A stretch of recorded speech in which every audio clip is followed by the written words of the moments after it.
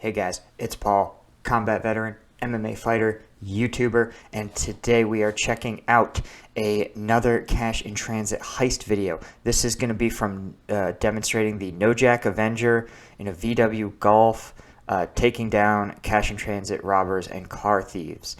The user is Anton Koen, and I'll put the link down below. So let's get into the breakdown. All right, so I think NoJack is their company. November Juliet 3, it's 1. Okay, where are you now? Robert, here by the police constable heading up directions towards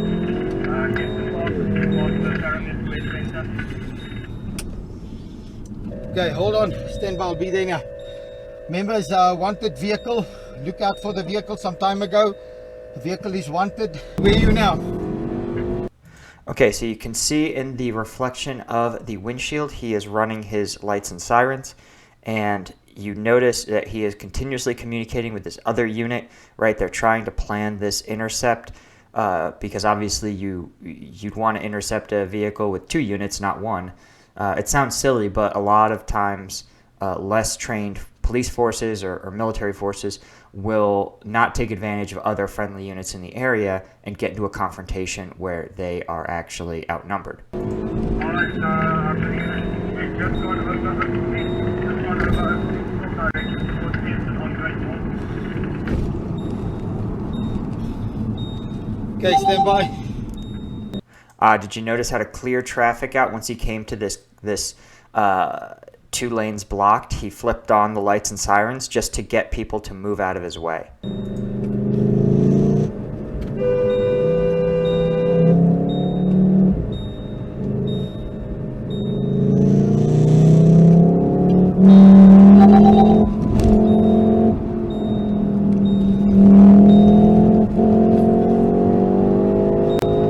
You notice how slow he took that turn, or he slowed down for it at least. And this is one of the things you can see throughout this video is the driver does an awesome job of driving in a way that is fast, but no faster than he can do so safely, right? And taking those turns, again, that's an easy opportunity for your wheels to lose traction. You skid a little bit, you hit another vehicle, and again, now you forced your other unit that you were planning on helping and assisting, now you forced them to do this solo while you file the paperwork about a minor traffic accident.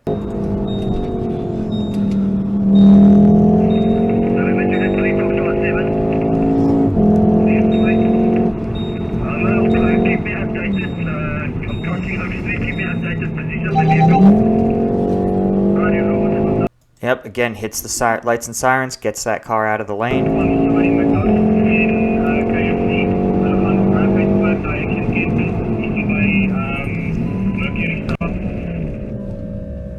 Okay, so watch the way he clears this intersection, right? He's going to come up to it. He is going to run a red light, but he almost comes to a complete stop to clear both sides of the intersection before creeping through it at a really slow rate.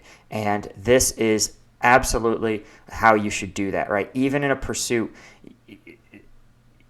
you can't risk getting T-boned at an intersection. That's an easy way for an officer to get killed or another civilian to get killed. Yep, clears that intersection, and then once he's clear, hits the gas.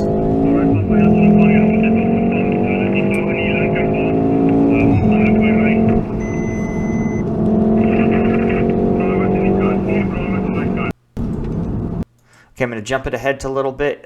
He continues to drive in this like smart defensive way, and he's coming up on the target vehicle.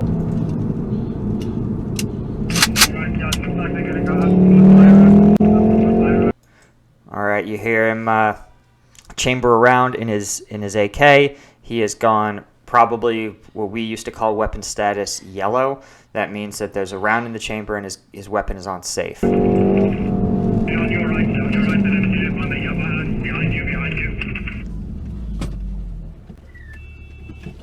Okay, watch what he's done. So first off, you've heard his buddy communicate him that the other friendly vehicle is behind the target vehicle, so he's come out in front, right? So they've boxed him in, and watch how they execute this.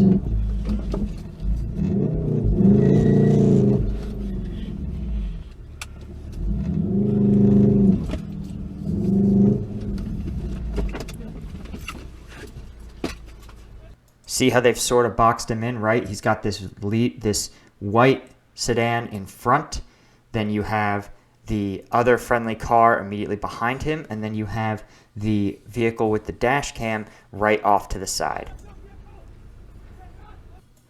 Okay, watch the way that they make sure that they don't run into each other's fields of fire. So the person behind gets out, pies out to, I'm going to use the target car, right? Pies out to maybe the, looks like about the 4 o'clock, and then his buddy comes out and starts to cover the other side of the vehicle, but at the noon, right? And this is so that they're not pointing their weapons at each other. They have separate fields of fire, but they still are maintaining 360 degrees of coverage on the vehicle. It's not an accident, and it's definitely reflects their training and experience.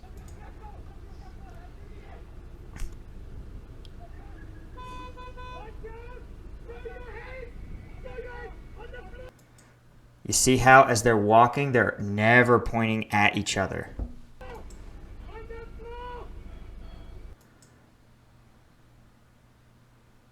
Okay, you can see they've kind of cut something out, but the man in orange approaches, and he's, you notice, off to the far side. And even he, I mean, he's pretty close to the far guy in black's field of fire, but they are still doing a good job of staying clear of one another. And so I suspect that this guy in orange is going to be the search element. He's going to actually be the one who holsters his pistol and goes hands-on and checks each of these guys to make sure that they don't have any weapons, have any drugs, have anything that can hurt the arresting agents. I think these are actually a private company. So guys, let me know in the comments if you know what the title is of these folks, right? If they are considered agents. In the U.S., we have bail enforcement agents, right? Non-law enforcement, private citizens, but they do like a law enforcement type function in seizing fugitives. Let me know if you can give me some more information on these guys. Yep, this is awesome. The two guys are providing overwatch, and it looks like they're going to have 2 guys doing the actual searching.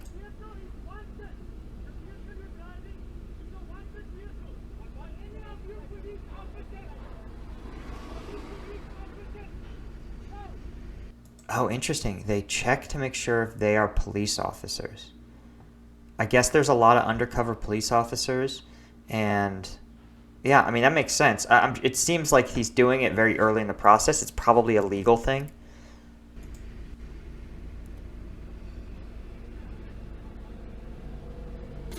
Alright, all call signs. This is a positive vehicle that's wanted on a Jimmerson case. Fox 57 and Tango November.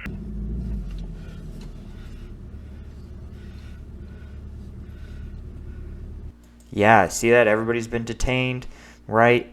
Once everyone is detained and searched, they're able to lower their security posture a little bit. Again, because unlike a combat zone where, you know, I did most of my patrols, right? In a combat zone, you can never really lower your posture all the way. But in somewhere like South Africa, where most people are civilians, where the risk of an external threat separate from the one you're dealing with is comparatively low, that they are able to lower their security posture once all the target vehicle occupants have been detained.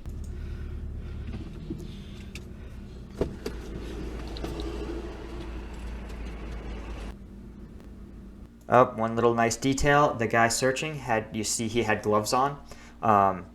That's just a good hygiene practice. Again, reflects real experience.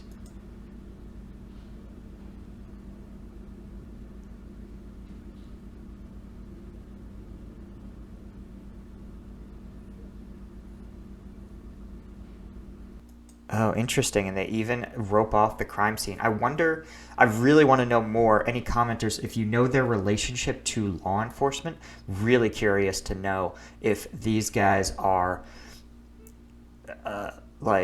have like a police representative with them so that they can effect these arrests and do stuff like that, or if it's a case of they have special designated powers that says, okay, you're not just an average citizen, you can do these specific set of things, or if it's a case of, you know, there are just anyone can put up tape as long as it doesn't say police.